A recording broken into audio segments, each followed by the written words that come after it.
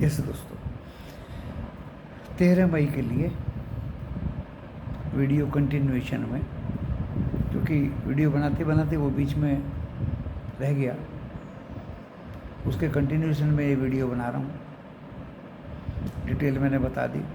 FIDI का data ये मान के कि आज सबने बाइंग की है, अनएक्सपेक्टेड बढ़ा और DGMO की मीटिंग्स नहीं हो पाई, टाइम ले रहे हैं दोनों।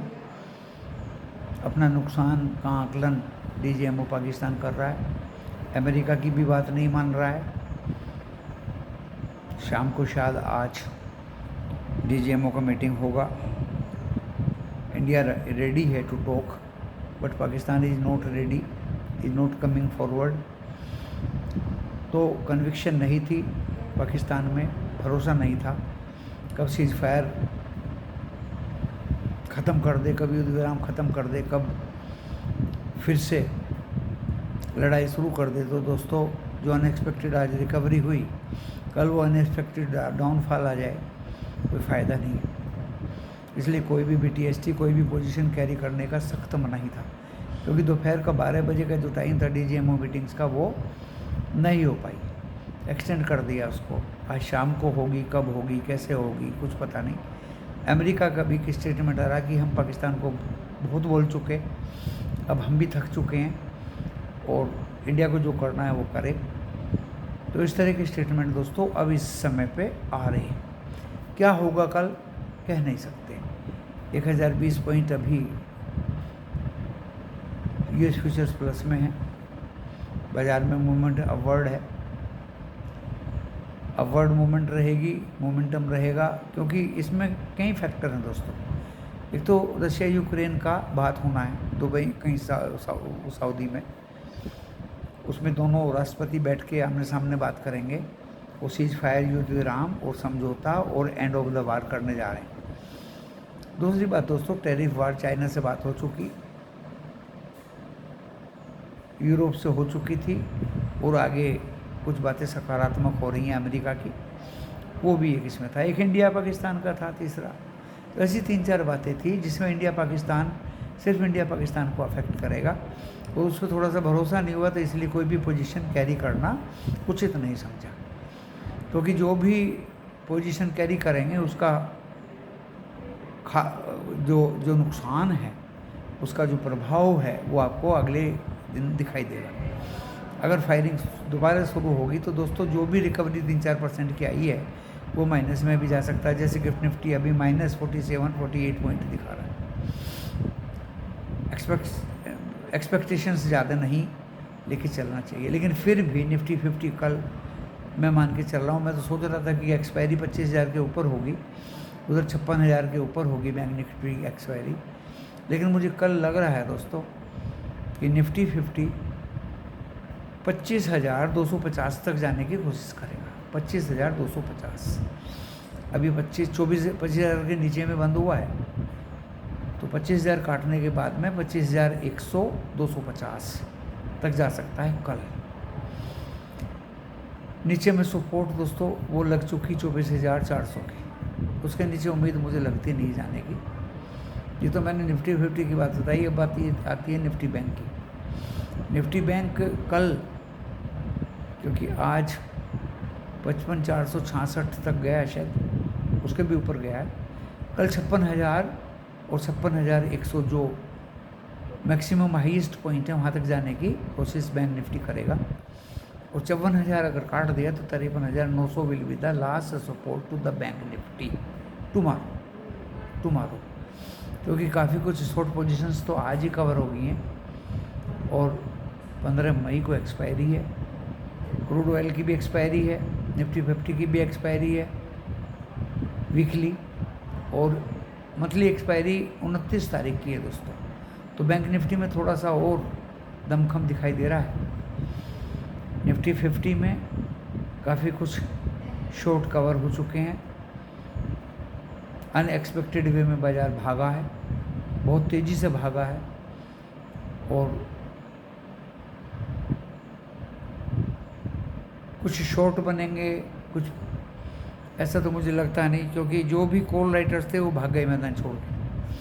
और जब कॉल राइटर्स मैदान छोड़ के भाग जाते हैं और वो कॉल राइटर्स कुछ अरेस्ट हो जाते हैं, पकड़े जाते हैं, पुट राइटर्स उनको पकड़ लेते हैं दोस्तों, तो जिन्होंने कॉल बेची हुई हैं वो ज़बरदस्त लॉस खाएंगे आने वाले एक्सपायरी में, और पुट राइटर्स उनको तब तक नहीं छोड़ेंगे जब तक उनका दम ना निकल जाए। तो मुझे लगता नहीं कि 15 तारीख तक बाज़ार में थोड़ा बहुत भी डाउनफॉल आएगा।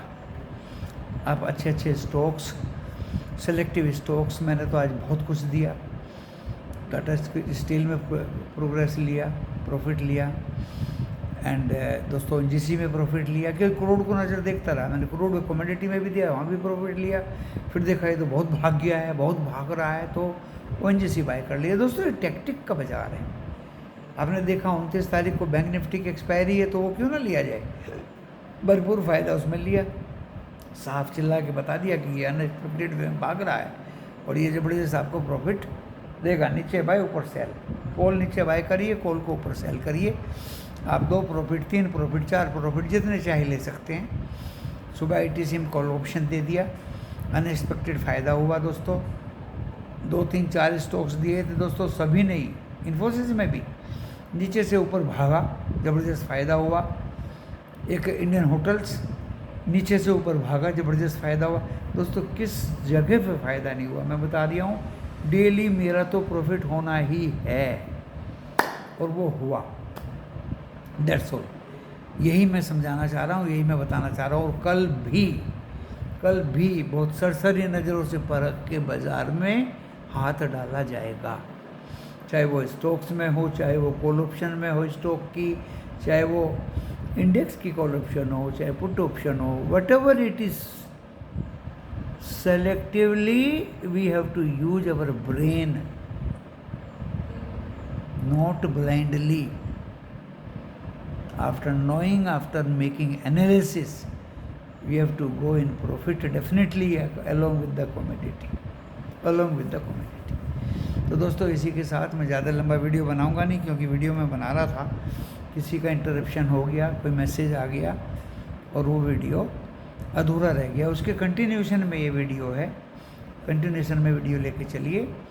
और कोई ज़्यादा किसी को इन्फ्लुएंस करने वाला वीडियो नहीं है। आप डिस्क्लेमर पढ़ लें जो पहले वाले पार्ट में लिखा है, अपने सेबी रजिस्टर्ड एडवाइजर से सलाह लें शेयर बाज़ार में जाने से पहले।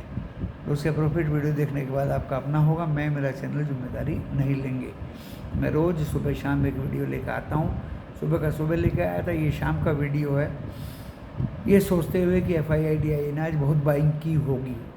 डेफिनेटली की स्ट्रेट लाइन 3.8%, निफ्टी 50 बढ़ा, 3.92% बैंक निफ्टी बढ़ा। दोस्तों बैंक निफ्टी तो नीचे आके ऊपर भी गया, लेकिन निफ्टी 50 तो नीचे आया ही नहीं, स्ट्रेट फॉरवर्ड। और उस स्ट्रेट फॉरवर्ड का फ़ायदा हमने स्टॉक बाइंग करके लिया, चाहे वो हमने OGC बाइंग किया हो, चाहे हमने टाटा स्टील बाइंग किया हो।